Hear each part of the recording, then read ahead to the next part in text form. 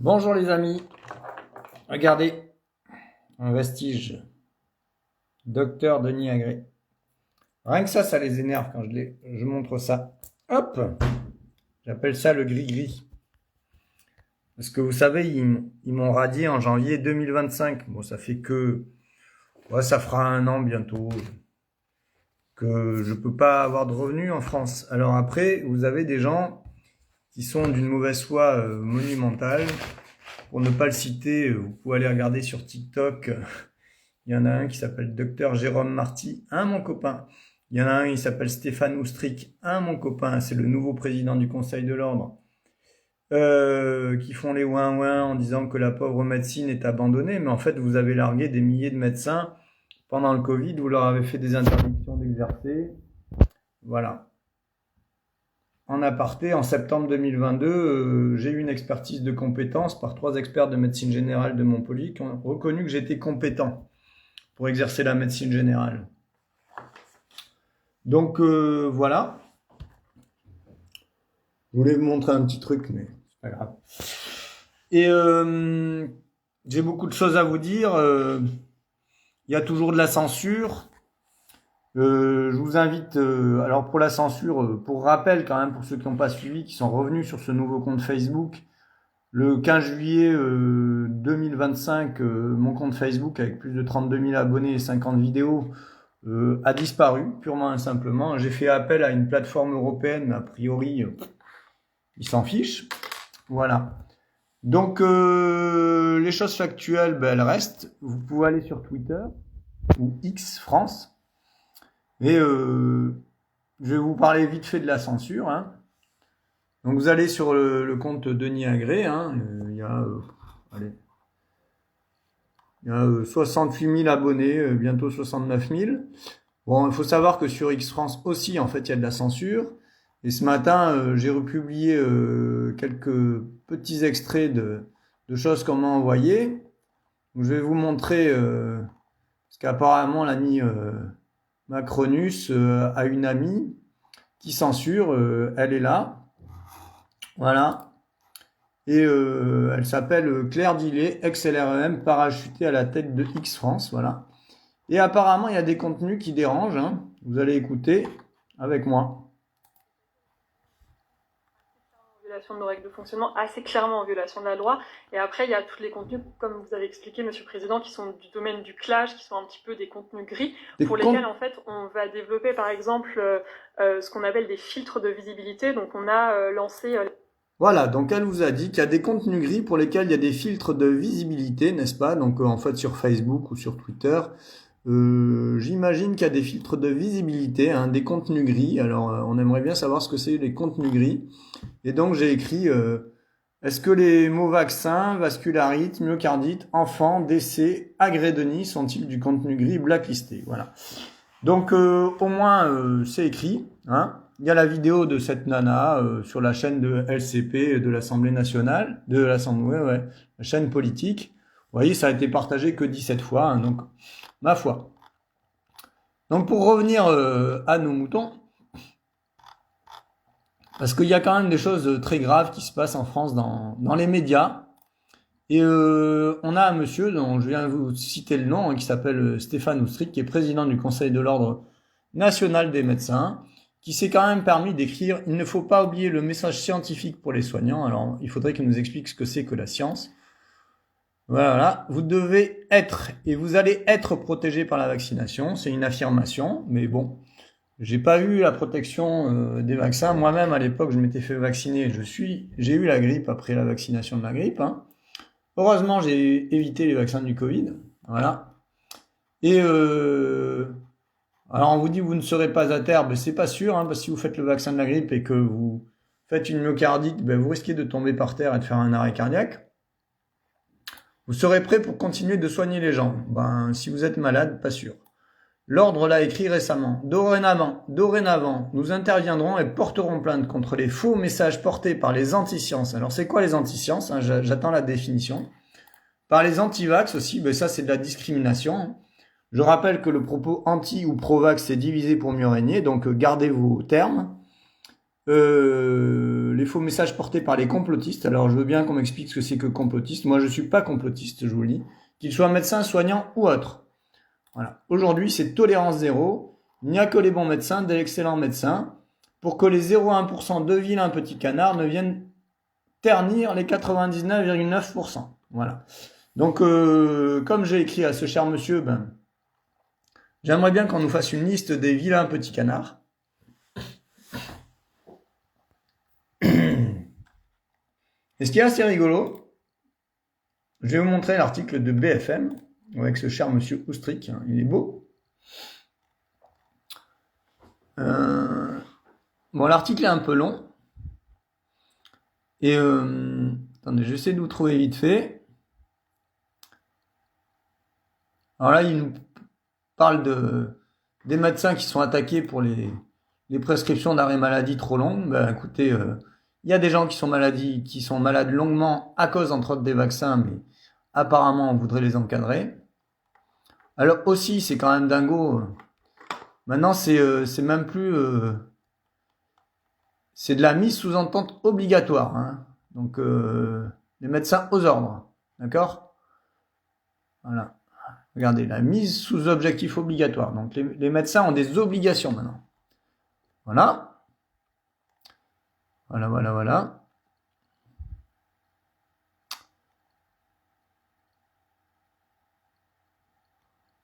Voilà. Bon, je trouve pas le passage où je voulais vous montrer. Attendez. Donc là, j'ai le passage de monsieur Oustric où c'est marrant parce qu'en fait, il parle des vilains petits canards en disant qu'ils font la chasse et il dit c'est à nous les vilains petits canards d'aller demander aux gens ces taxes. Donc en fait, lui-même se définit comme un vilain petit canard. Donc c'est rigolo quand même. Hein. Voilà. Donc j'en reviens à ce délire total où on voudrait nous pourchasser. Mais comme je dis, qui sont les vilains petits canards ? Apparemment c'est peut-être eux, hein, puisqu'il se met dans le « nous sommes les vilains petits canards ». Et c'est peut-être les pro-vax, les vilains petits canards.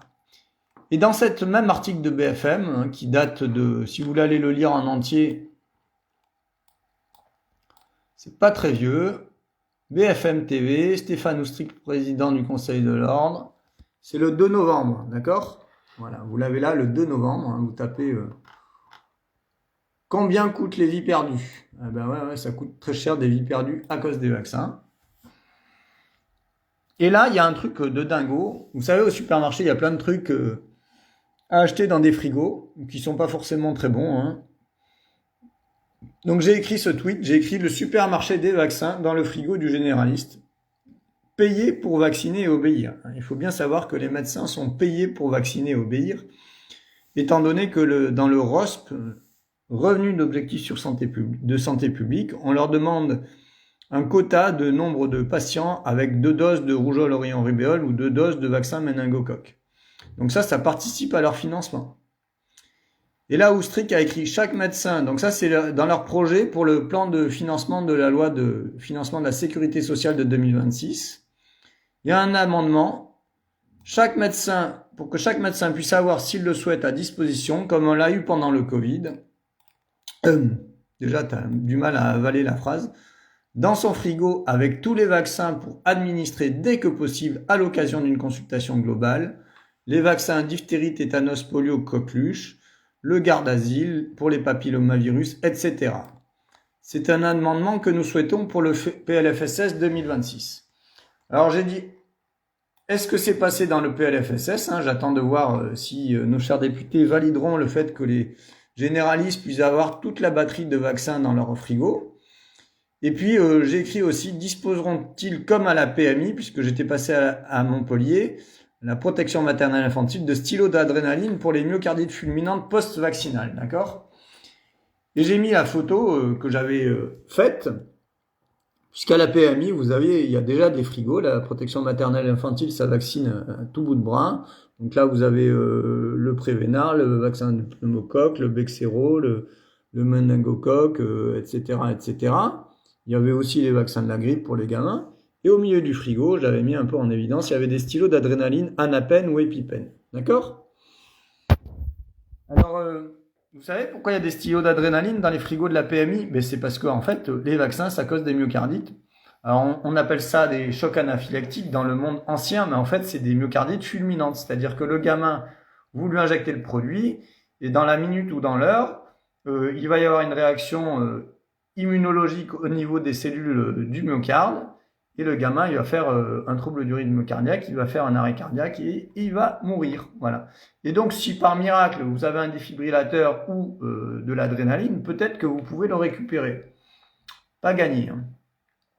Alors, sur la fibrillation auriculaire, l'adrénaline, ça marche pas vraiment. Il vaut mieux avoir un défibrillateur. Donc, voilà où on en est. Voilà où on en est en France en 2025. C'est quand même dantesque. Voilà. J'ai écrit aussi ceci ce matin. Ceux qui filent encore faire injecter leurs poussins sont naïfs, très naïfs et malheureusement pas vierges. Voilà. Ça, c'est pour la naïveté de ceux qui n'ont pas encore compris les risques des vaccins. Et là, je viens de refaire un tweet pour un peu embêter un certain monsieur Loni Besançon qui se prétend un grand scientifique du monde entier. Pour lui dire, les vaccins ne sont pas sûrs du tout. D'accord? Pas sûrs du tout. Alors là, vous avez par exemple un article scientifique qui parle d'un collapsus cardiovasculaire, myocardite fulminante après le vaccin antigrippal, une gamine de 14 ans qui est décédée, d'accord, 7 jours après le vaccin, d'accord? Voilà. Hein, donc ça, c'est le vaccin de la grippe. Pourquoi je vous parle du vaccin de la grippe? Parce que ils viennent d'ouvrir dans les recommandations le vaccin de la grippe pour les 2 et 17 ans et pour les femmes enceintes, mais aussi pour les personnes à risque. Mais ils vous disent à aucun moment que les vaccins de la grippe, ça cause des myocardites, d'accord? Puis derrière les myocardites, il y a la fibrillation auriculaire. Derrière la fibrillation auriculaire, c'est un trouble du rythme cardiaque où vous battez à 120, 130 par minute. Donc, on peut vous faire des actes invasifs de réduction de fibrillation auriculaire et vous mettre au bloc opératoire. Donc, ça fait gagner des actes pour les cardiologues. Ou alors, on vous prescrit des anticoagulants oraux. Donc, ça fait gagner des prescriptions pour l'industrie pharmaceutique qui va vous vendre des anticoagulants oraux. Ça commence à bien faire. Je vous rappelle que les vaccins du Covid, ça cause des myocardites. Les vaccins du Covid, ça cause de l'hypertension artérielle. Et pourquoi tout ça? Parce que les vaccins du Covid, comme les vaccins pédiatriques, je l'ai très bien expliqué, ça cause des vascularites, c'est-à-dire des inflammations des vaisseaux. D'accord? Et quand vous avez un vaisseau cardiaque inflammé, l'oxygène qui est censé passer à travers la paroi artérielle, c'est aussi fin qu'un cheveu, hein, vous voyez, c'est plus fin que la largeur d'une feuille. Eh bien, quand il y a un œdème, l'oxygène ne passe plus bien dans votre muscle cardiaque. Et votre muscle cardiaque, quand il n'a plus assez d'oxygène, c'est comme votre cuisse, quand elle n'a plus assez d'oxygène quand vous courez, elle finit par avoir une crampe. Et quand votre cœur a une crampe, ben, il s'arrête. Et quand il s'arrête et que le cœur s'arrête, ben, vous mourrez. Ouais, vous tombez à terre, comme les soignants. Voilà, donc c'est quand même assez dantesque ce qui se passe. Pour reparler du cher Jérôme Marty, qui est un pro-vax, qui va apparemment avoir le droit de débattre avec M. Macron le 12 novembre de cette semaine sur la dépêche du midi pour ses lecteurs, ben en fait ils font le débat entre eux-mêmes, hein. Il n'y a aucun débat anti-pro-vax, c'est des gens qui font partie du système, donc ils organisent un spectacle. Voilà. Je vais quand même vous remontrer ce petit extrait de l'Agence nationale de sécurité du médicament. Hein. Donc là, vous l'avez aussi en papier. Si vous ne l'avez pas encore vu, allez le regarder. Hein, c'est là. Rapport de sécurité des vaccins obligatoires pour les enfants vaccinés avant l'âge de 2 ans en 2021. Donc vous tapez ça dans Google et vous allez le chercher. Vous êtes des grands garçons. Là, on vous dit échec vaccinal, 7 échecs vaccinal accessoirement, voilà. Ça donne des otites, d'accord? Le vaccin du pneumocoque, mais aussi sans doute le vaccin rougeole, orion, rubéole, ça cause des otites. Et ouais, ça cause des otites moyennes aiguës. Alors, c'est dans la case échec vaccinal, d'accord? C'est mieux là en papier. Hop. Voilà. Un cas d'otite moyenne aiguë, mais en fait, il y en a des bactériémies à streptocoque pneumoniae, donc du pneumocoque. Donc, vous voyez le nombre d'otites moyennes aiguës, d'otites bactériennes qu'il peut y avoir en France. Hein, je sais pas combien de milliers d'enfants. Et après, ça fait des actes pour les ORL. On pose des yo-yo. Vous savez, on perce les tympans des enfants. Oh putain, mais j'ai jamais eu ça. Mais rien que ça fait mal aux enfants. Hein. Voilà, dans les échecs vaccinaux, je vous le redis, hein, dans les échecs vaccinaux, il y a aussi des méningites à hémophilus qui sont la conséquence des vaccins hémophilus. Puisque dans les premiers vaccins qu'on fait aux enfants, diphtérie, tétanos, polio, coqueluche et hémophilus, il y a de l'hémophilus. Et après, vous avez 5 gamins, là, dans ces rapports de la NSM, qui ont fait la méningite. Voilà. Et toujours de vous rappeler, dans les effets indésirables graves, bon, il y a des pancytopénies, donc en gros quasiment des leucémies, hein, c'est-à-dire que vous avez une chute des globules blancs, des globules rouges et des plaquettes. Hein. Comme ça, le gamin, quand il a plus de vascularisation, sans doute parce qu'il a fait une vascularite et que la moelle osseuse n'est plus assez oxygénée, eh bien effectivement, la moelle osseuse a du mal à produire des globules rouges, des globules blancs et des plaquettes. Et donc, vous avez un gamin qui est leucémique. Voilà, bon. Pas très bon, hein. Et puis là, vous avez un truc dont vous avez peut-être entendu parler. Là, vous avez une maladie de Kawasaki après le vaccination rougeole, orient, rubéole. Alors, la maladie de Kawasaki, c'est une vascularite qui donne des myocardites. Hein. La vascularite dite maladie de Kawasaki, ça donne des myocardites et ça donne aussi des anévrismes de l'artère coronaire. D'accord? Donc, en fait, les vascularites, probablement aussi, ça altère la qualité des parois artérielles et c'est pour ça qu'il y a des anévrismes sur les artères coronaires, mais peut-être aussi sur les artères cérébrales. Donc, peut-être que les anévrismes cérébraux après vaccination chez les enfants, c'est pas des malformations congénitales qui tombent du ciel, c'est peut-être juste parce que les enfants ont eu des inflammations vasculaires cérébrales et des anévrismes conséquents.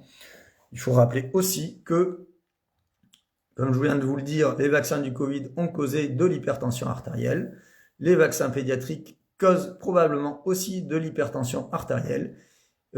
Aussi par le même mécanisme de vascularite, c'est-à-dire que dans les parois artérielles, il y a des fibres élastiques et que s'il y a un œdème, l'élasticité, elle marche plus. Du coup, si vous avez de l'hypertension artérielle sur un bébé de 1 an, 2 ans, 3 ans, à un moment, les parois des artères vont être fragilisées et peut-être il y aura un anévrisme au niveau des artères coronaires du cœur ou au niveau des artères cérébrales. Voilà. Et ouais, c'est du lourd, c'est du lourd. Voilà. Donc je sais pas trop quoi faire pour informer encore et encore. Mais comme je l'ai écrit à ce cher monsieur Besançon, les vaccins ne sont pas sûrs du tout. Ce sont des faits, d'accord? Les faits, ils sont là, hein, c'est les rapports de la NSM, d'accord? Voilà, et on vous parle aussi de convulsions. Hein. Alors là, il n'y a que 9 convulsions. Hein. Mais bon, voilà, convulsions, c'est de l'épilepsie.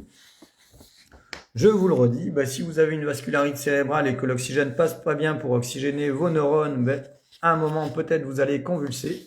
Ça s'appelle de l'épilepsie. Il y a des rapports de la Fondation Rothschild. Vous savez, ceux qui sont très riches, Rothschild. Vous allez sur le site de la Fondation Rothschild et vous allez voir qu'on vous dit en France, rien qu'en France, il y a 40 000 enfants épileptiques de moins de 15 ans. Donc si les vaccins sont responsables de 40 000 enfants de moins de 15 ans qui convulsent, vous voyez, ça fait une petite ville entière d'enfants qui convulsent. Et après, ces chers Big Pharma peuvent aussi vendre des antiépileptiques. Voilà, la liste est lourde des conséquences des vaccins. Mais apparemment, c'est dans la zone grise. X-France, c'est dans la zone grise de X-France, mais sans doute dans la zone grise de Facebook, de YouTube et de toutes les censures que j'ai vécues. Ma radiation étant le point d'orgue des malversations de l'État que j'ai pu subir depuis 4 ans, 5 ans.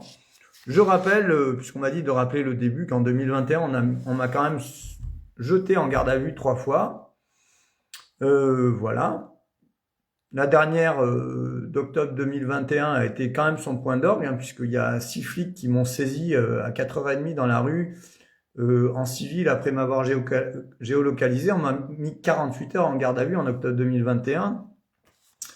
J'ai cru que j'allais pas ressortir, hein. C'était quasiment de la détention provisoire pour faire passer Denis Agré comme un vilain médecin. Vous savez, les vilains canards. Non, ça s'appelle un lanceur d'alerte, Monsieur le Président de la République, un lanceur d'alerte, et c'est aussi pour les juges, hein. Oui, mesdames, messieurs les juges, un lanceur d'alerte, c'est protégé par la loi, jusqu'à preuve du contraire. J'ai écrit bon nombre de fois au défenseur des droits, mais a priori, il n'a pas encore compris ce que c'était qu'un lanceur d'alerte. Donc octobre 2021, 2 jours de garde à vue, je suis sorti avec un contrôle judiciaire complètement dingue que très peu de gens ont relayé, hein. C'était quoi le contrôle judiciaire? C'était interdiction de publier sur les réseaux sociaux, ce qui était même pas prévu par le code dans la loi. Interdiction d'aller en manifestation, et puis aussi j'avais eu un truc extraordinaire.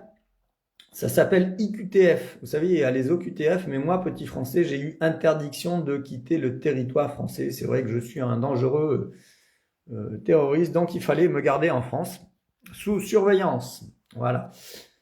Vous voyez, ça commence à faire du lourd, et suite à cette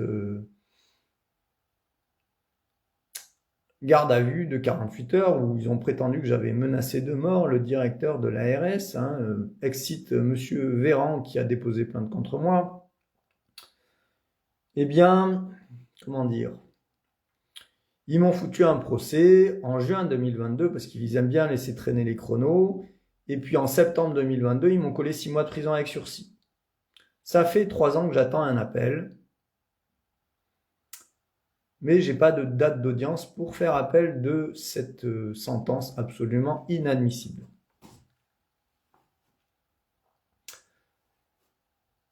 Il est important d'ailleurs, je vais vous remontrer quand même, mais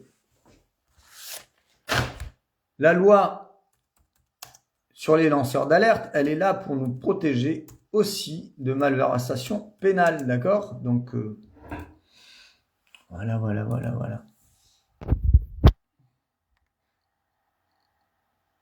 On va le lire ensemble. C'est le rappel à la loi pour tous ces messieurs de l'ordre.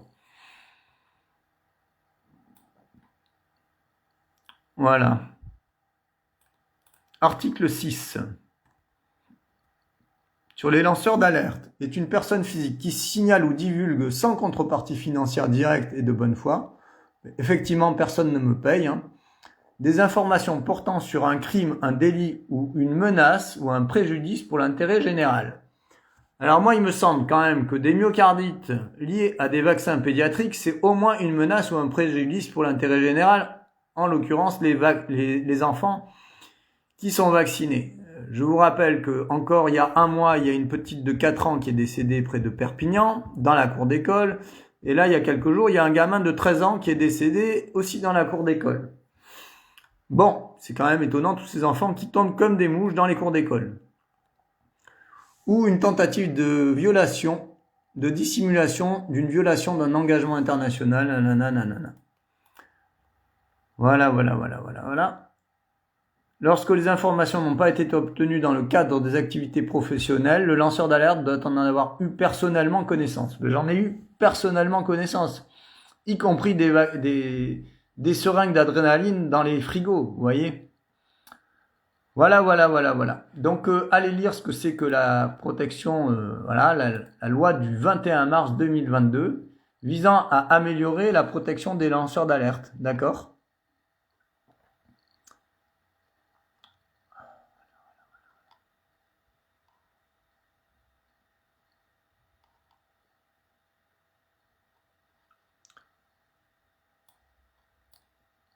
Sera reconnu comme lanceur d'alerte la personne physique, donc en l'occurrence moi, qui signale ou divulgue sans contrepartie financière et de bonne foi des informations portant sur un crime, un délit, une menace ou un préjudice pour l'intérêt général.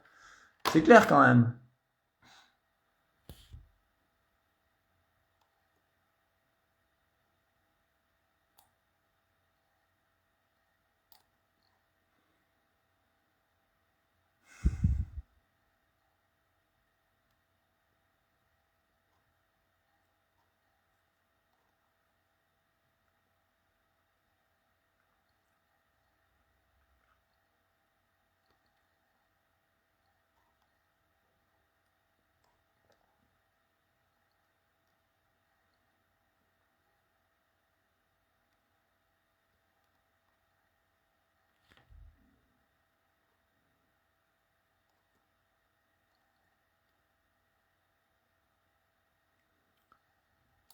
Le défenseur des droits aura la charge d'orienter les lanceurs d'alerte et de réorienter les alertes.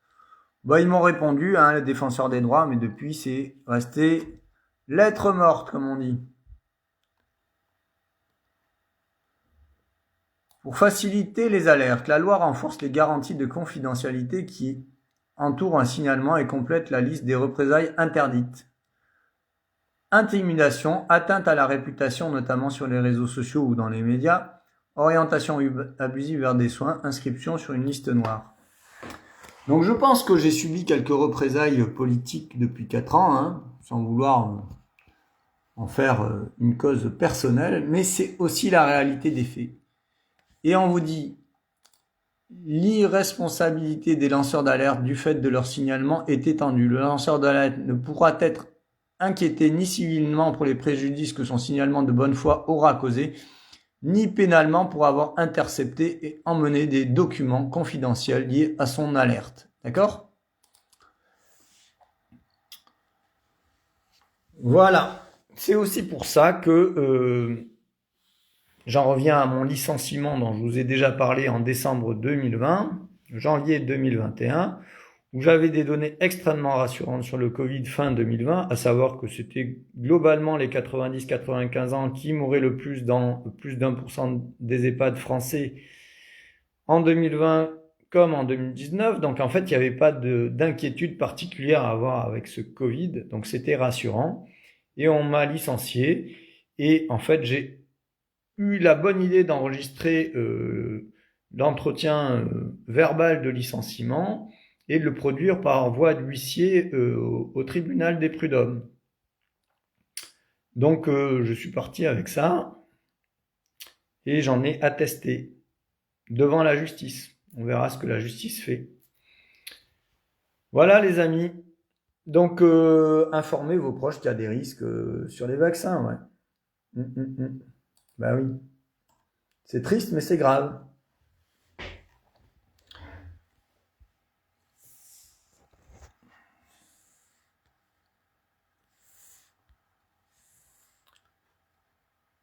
Alors que faire? En fait, parler du docteur agréé, diffuser mes vidéos le plus possible pour que les gens soient au courant. Alors c'est marrant, sur Facebook, il y a une dame qui me dit qu'elle a participé à la réanimation de la gamine de 4 ans là, à Perpignan. J'ai pas encore eu plus de détails. Je vais vous montrer ça parce que c'est quand même dingo. Bon, ça aussi c'est marrant ça quand même. Écoutez bien, ça c'est Buzyn en 2017. Ça c'est hyper intéressant. Nous avons sur les adjuvants un recul d'utilisation de 90 ans. Plusieurs centaines de millions de doses de vaccins utilisées depuis que les vaccins existent. Vous dites, pouvons-nous trouver des adjuvants moins... Voilà, donc elle bégaye, hein, déjà c'est assez rigolo. Elle dit qu'on a 90 ans de recul sur les adjuvants à les vaccins. Mais ce qu'elle dit pas, c'est qu'il y a des risques avérés déjà en 2017 et il y a aussi des décès recensés et des handicaps graves recensés. Alors moi je pense honnêtement, nocifs, mais ils ne sont pas nocifs pour la santé, tous les rapports le montrent. Ah ouais, ils sont pas nocifs pour la santé. Bah si, tu t'es planté, Buzyn. Donc à un moment, il faudra le reconnaître. Moi-même, je reconnais que je me suis planté parce qu'en 2018, j'avais mon gamin qui avait 2 ans et on m'a questionné sur cette obligation vaccinale qu'on a subie, hein. Et moi, j'avais trouvé ça entre guillemets normal parce que j'avais fait vacciner mes autres enfants précédemment. Donc moi, je pense que cette chère Agnès et que bon nombre de gens pro-vax sont dans des convictions, hein, c'est-à-dire que c'est des fausses croyances ou des convictions délirantes. D'accord ? Il va falloir qu'à un moment, ils reconnaissent qu'il y a des risques graves à cause des vaccins pédiatriques. D'accord ? En plus, ils l'écrivent là. D'accord ? Alors, vous vous direz, ouais, mais il n'y a pas de lien. Ben si, il y a des liens. Hein ? Je vous renvoie notamment à l'excellent rapport de l'Organisation mondiale de la santé publié en 2003 et à toutes les études scientifiques. Nous sommes dans l'irrationnel le plus total. Ouais. Nous travaillons... Et ouais, on est dans l'irrationnel, ça c'est vrai. Écoutez bien ce qu'elle va dire. aujourd'hui à lutter contre les réseaux sociaux et à lutter contre la désinformation. Vous vous rendez compte, depuis 2017, moi j'étais pas sur les réseaux sociaux en 2017, c'est peut-être ça pour ça que j'ai raté tout ça, mais vous vous rendez compte, ça fait 8 ans, 9 ans, 8 ans, 7 ans, 8 ans. 8 ans qui luttent contre la désinformation sur les réseaux sociaux. Mais en fait, c'est eux qui font la désinformation à la télé, à la radio. Heureusement qu'on a les réseaux sociaux. Et heureusement que vous partagez mes vidéos, parce qu'il faut qu'on reprenne le pouvoir, au moins de l'information, d'accord? Je dis, regardez, j'ai écrit, donc après vous pouvez aller sur Twitter et partager. Et oui, Agnès Buzyn, les vaccins pédiatriques ont des risques graves. Ils causent des myocardites fulminantes et des décès.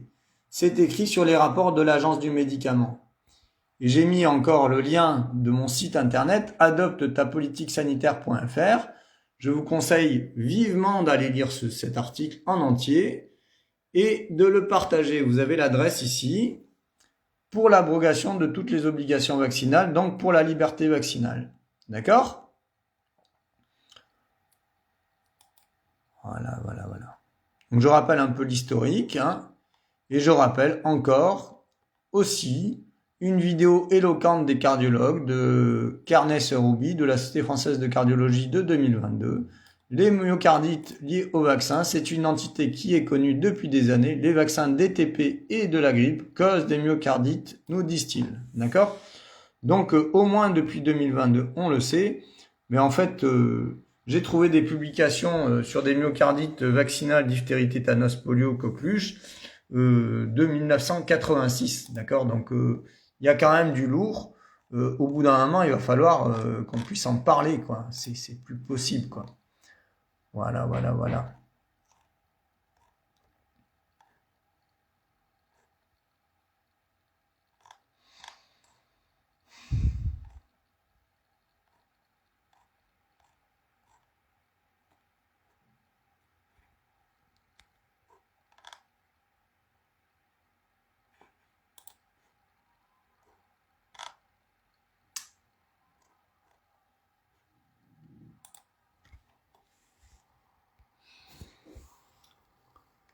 Donc apparemment, il y a le petit Marty qui va faire partie du débat le 12 décembre face à Macron.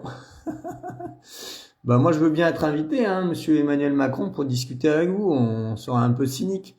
Vous avez remarqué comme les complotistes anti-vax pro-russes se radicalisent ? Gogol.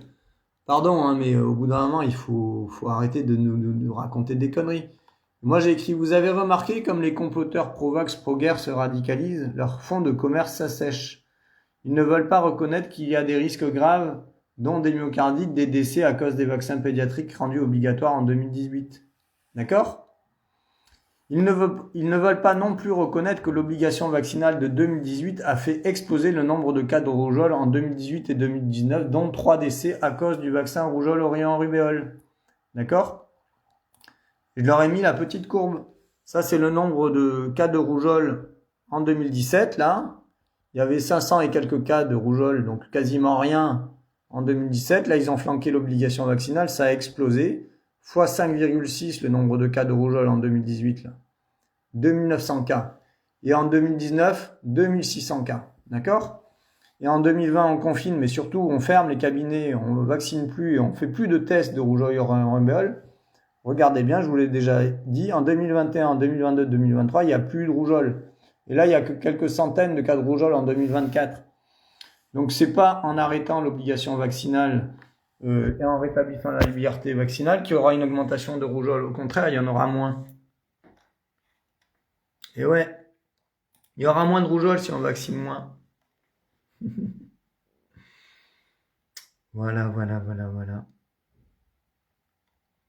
Tout ça est bien complexe, on est dans un monde bien complexe, mais je vous assure qu'à un moment, il faudra que on puisse faire la paix.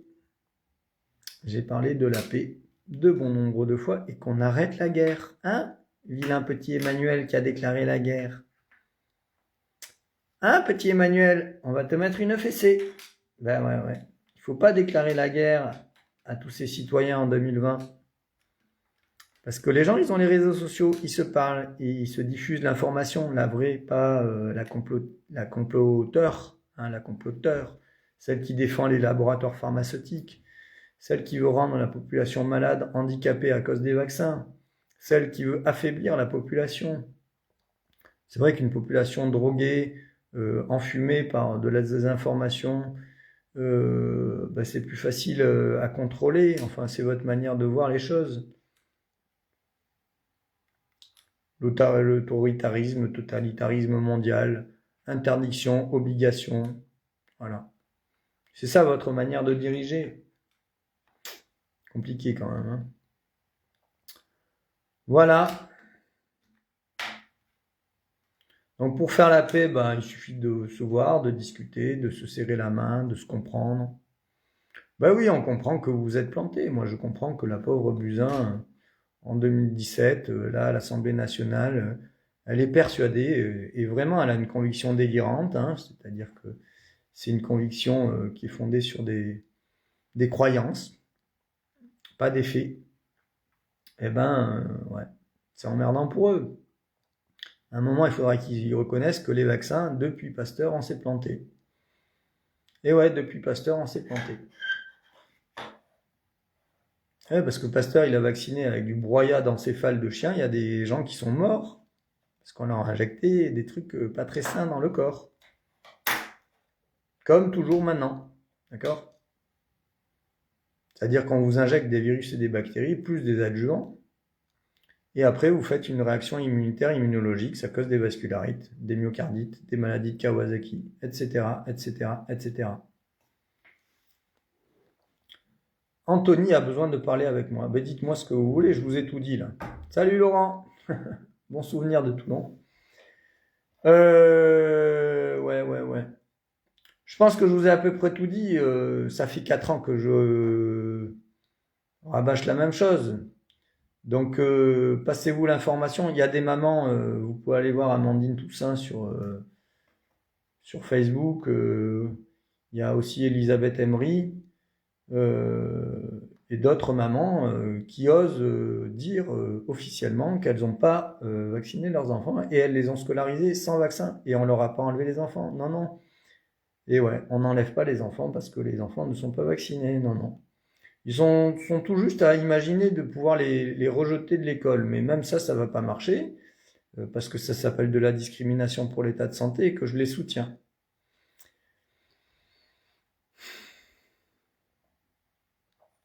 Pourquoi elles vont pas être éjectées? Parce qu'il faut expliquer à la directrice d'école ou à la nounou les raisons pour lesquelles vous ne voulez plus faire vacciner les enfants. À un moment, ils vont vous comprendre. Bon, il faut à minima qu'ils vous écoutent, mais vous pouvez aller aussi discuter avec le médecin généraliste pour lui réexpliquer qu'il y a des risques avec les vaccins et que vous ne voulez plus faire vacciner, même s'il a les vaccins dans son frigo. Ah oui. On était à Frontignan avec notre amie Sandrine, Germain Robin, notre forte Sandrine qui est psychiatre et qui a lutté, qui pour l'instant n'a pas été emmerdée. Enfin, elle a été emmerdée par l'ordre, mais elle a fait des mémoires en réponse qui les ont calmés. Elle n'a pas eu d'interdiction, elle est très forte, notre Sandrine Germain Robin. Mais ils lui ont quand même fait cramer sa baraque à Frontignan puisqu'ils ont bizarrement, étonnamment, alors est-ce qu'une coïncidence, déclenché un incendie, je crois que c'était l'été dernier, alors qu'il y avait un jour de Mistral de nord monstrueux, et sa maison et son terrain sont passés sous les flammes. Drôle de coïncidence quand même, hein. Vous en conviendrez. Ah ouais, bon, ça doit être une coïncidence. Voilà. Donc, à un moment, peut-être que le gouvernement pourra infléchir sa position sur les vaccins et peut-être parler de liberté vaccinale. Qui veut amener son bambin, son poussin, se faire injecter, qu'il y aille. Celui qui ne veut plus, qu'on respecte ses choix. Voilà là où j'en suis rendu. Ma femme veut faire vacciner mon enfant.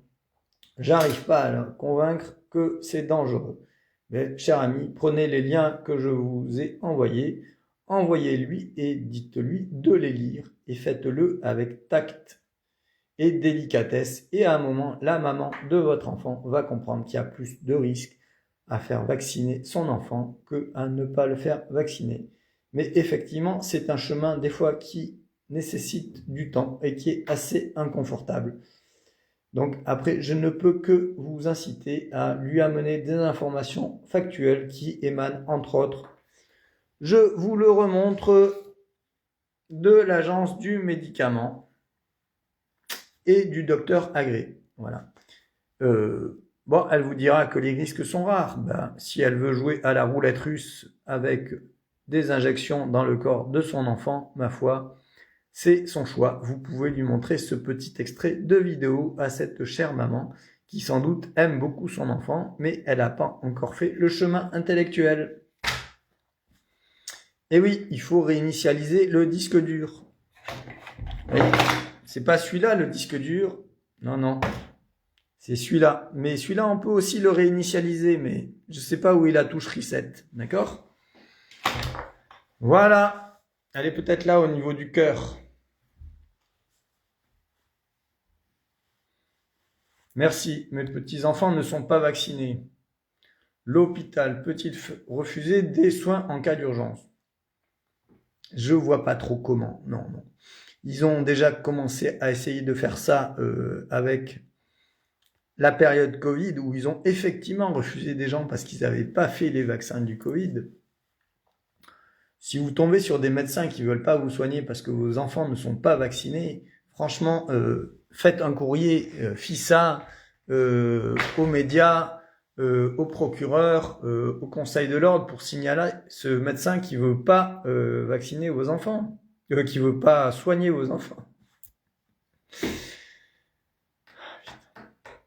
Ah, j'en ai fait des vidéos, hein. Mon Dieu, mon Dieu, mon Dieu.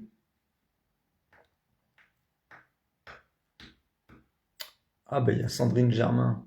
C'est Sandrine de Frontignan, non? Bon voilà, hein, je vous ai raconté pas mal de choses. J'espère que ça diffusera. J'avoue que moi je suis quand même assez peiné de voir que il n'y a aucun média qui me donne la parole. J'étais assez content de voir enfin Henrion Code passer avec Berkoff parler de liberté. Elle dit qu'il n'y a aucune obligation vaccinale qui est possible, donc ça commence à parler de liberté vaccinale. Berkoff, il fait partie du sérail à moitié. Il m'a à peine interviewé pour ma radiation et il m'a coupé la parole. Je vais quand même vous montrer Marty parce que il est marrant, quoi, le mec. Hein.